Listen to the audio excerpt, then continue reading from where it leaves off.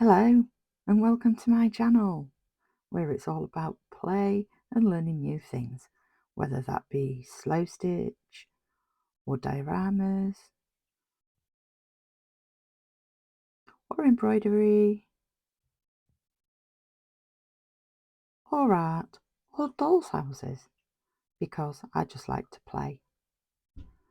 And we often get a cat popping in. Welcome! Hello, it's Friday. That means it's Flip Through Friday, hosted by Gwen at Gwen the Trash Witch.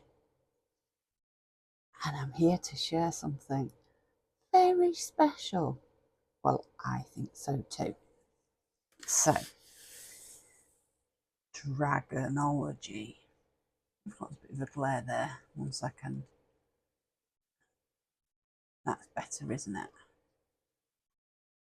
Isn't this beautiful? Even the actual cover is just beautiful.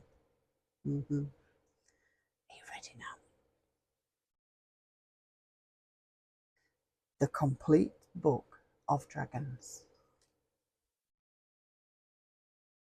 by Ernest Drake. Dragonology. And in here there's a little envelope and it says, "To whom it may concern." Shall we have a look?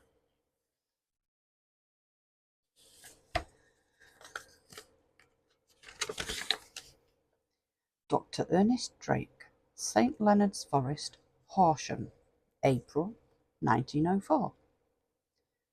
To whom it may concern, dragonology is the proper study of the dragonologist, or student of dragon lore, since the occasion when Merlin found two mighty dragons fighting each other beneath the castle of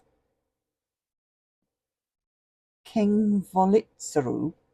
Dragonology has been the study of magicians and students of the arcane sciences the world over.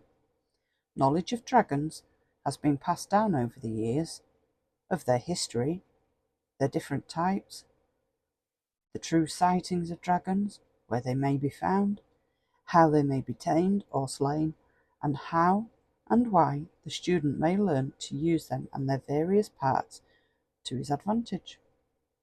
Also, perhaps like the most important thing, why such knowledge should never be used against them, and above all that, dragons, like so much of the flora and fauna of this fleeting world of ours, are rare indeed, and it would be a shame to see them disappear.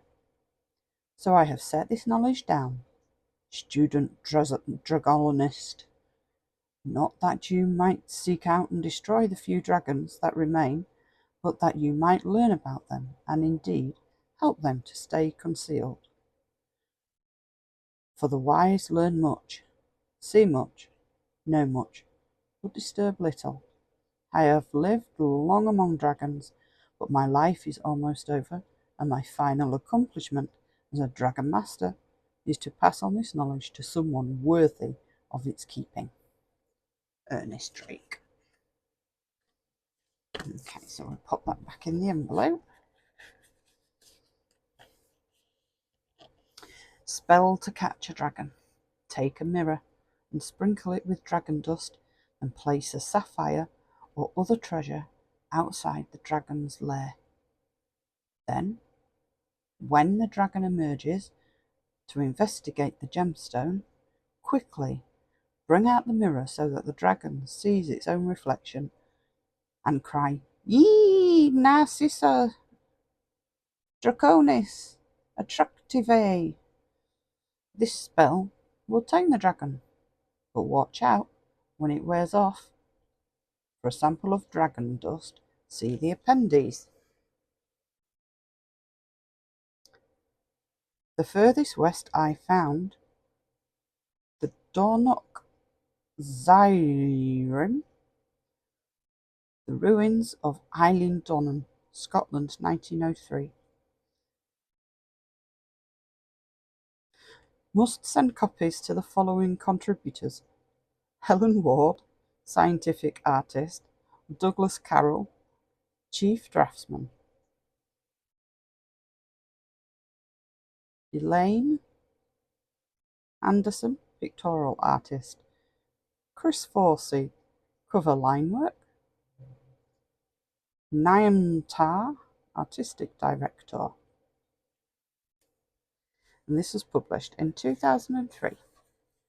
Shall we flip the page? I know you've not exactly got the best view in the world, but little Heidi pocket. It's such a big book. It's huge. So we've got a foreword and an introduction to dragonology. What time and patience it is possible to build up a bond of trust. Refuting the skeptics. Dragons in science. Dragons in legend. The 5 F's of dragonology: fieldwork, foresight, forwardness, frankness, and fatalities.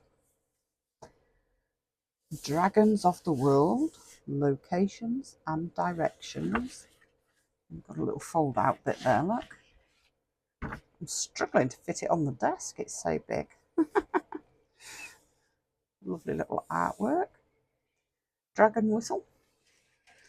And then we've got classification of dragons by habitat. So forest, mountain, Arctic, prairie and steppe, desert and savanna, and jungle. Don't get burned when you buy a hat. The latest thing, get Dr. Drake's heat-proof flame-away hat, heat tested for 1,000 degrees for £15. Quite reasonable, I think. Dragon Mountain, Tibet, Hongwei Temple, China, and Katoomba, Australia. Okay. I'll try making you a little bit there. Is that okay? I'm trying not to make you too small because I don't want to take the detail away. Different species of dragon. Oh, can you see that? Specimen. Sling membrane. Frost dragon. Juvenile. 24 years. Feels quite nice. The somewhat perilous science of dragometry or dragon measurement has a few living exponents. However, we can assert that adult wyverns are the tallest of dragons, standing some 20 feet or so in height, as may be seen in the following diagram. Human, Chinese lung, European, wyvern. Okay. The frost dragon, Arctic migrator. A nuka, found in the damp Wealden locations near food sources such as rabbit warrens, serpentine in appearance. Oh, look at that one climbing out of the well. Okay, now we have eastern dragons. This is a specimen shed skin from an Asian lung dragon, 250 years old. That is brilliant. Lindworm, Tibetan. Beautiful. Chinese lung dragon. Prominent feature of a Chinese lung. Long whiskery feeders, stag-like horns, mane, 5 toes on each claw. Egg, usually carried in the foreclaw, large scales, and a feathery tail. The lithe movement of this species has given rise to the erroneous belief that it too can fly.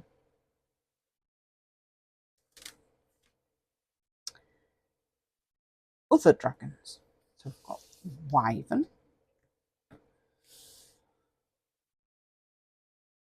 phoenix. Oh, what's this one? Specimen sling membrane, marsupial dragon, 45 years. Okay.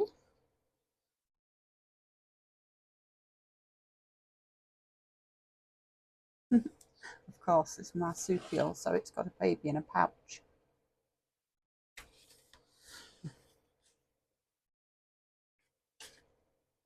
Oh, wow.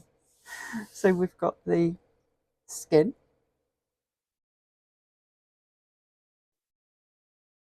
muscle structure,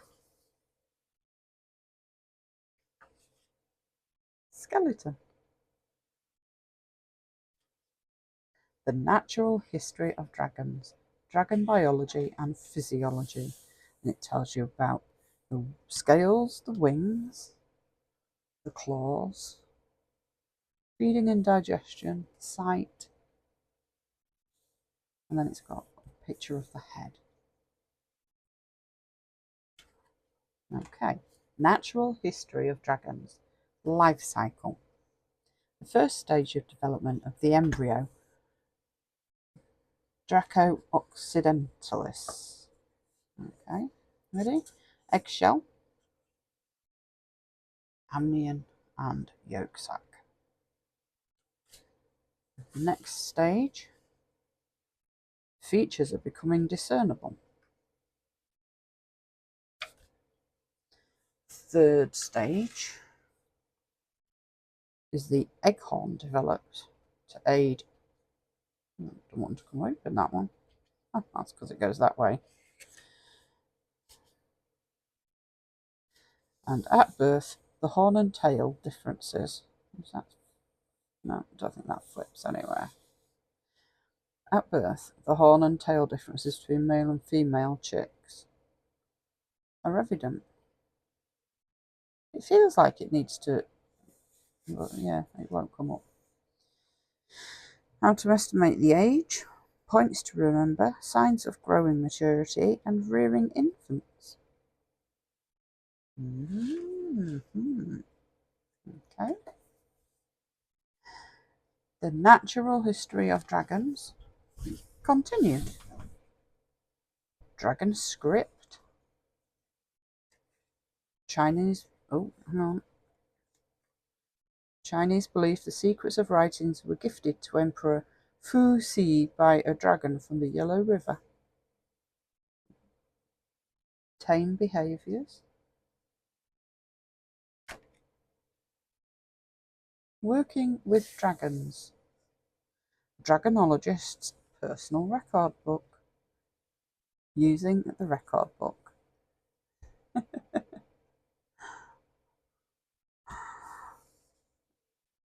Approaching an eastern lung. Dangers in the field. Telltale signs of dragon activity. Footprints and tail swishing. Marks. Burnt and scorched trees and undergrowth. Small depleted looking flocks of sheep. Frightened villagers with excitable children. Tendency for the locals to eschew jewellery. Local legends about dragon activity often dismissed as smugglers' tales to keep people away. A local hotel or hostelry, can't speak today, with a reputation for eccentric visitors. Taming and flying dragons. Riddles and puzzles.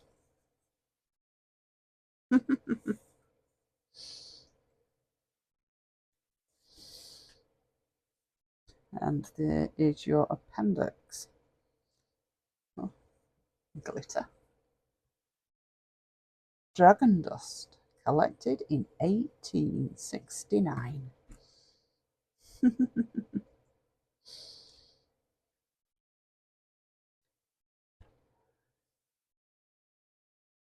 Oh, it goes all the way through. Ah. Useful spells and charms. Abramelin's taming spell. Edmund Griffin's cooling spell. Dr. D's dragon summonation. The Hongwei invisibility spell. Best method of applying dust. Oh, got another envelope here.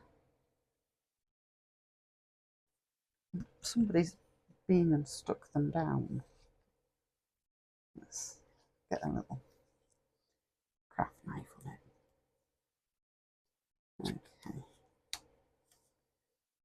This is a pre-loved book. Oh, oh, oh. Okay, I'll give that one to my son. He can work that out. Talisman of Master Merlin. Does that... See, it feels like it wants to lift up, but maybe not. Dragonologists and Dragon Slayers of History. Marco Polo, Edward Topsell, Merlin Ambrosius, George of Cappadocia, Beowulf, and Fusi. Oh, a gem, look. You see, dragon's eye. Afterword, the work of dragonologist. I told you it was a special book, didn't I? Did you enjoy that? I hope you did. I did. And I enjoyed sharing it with you. What an absolutely stunning book. And in case you were wondering, I paid £3. There we go. This has been Flip Through Friday, hosted by Gwen the Trash Witch. And thanks ever so much for popping by and sharing this with me.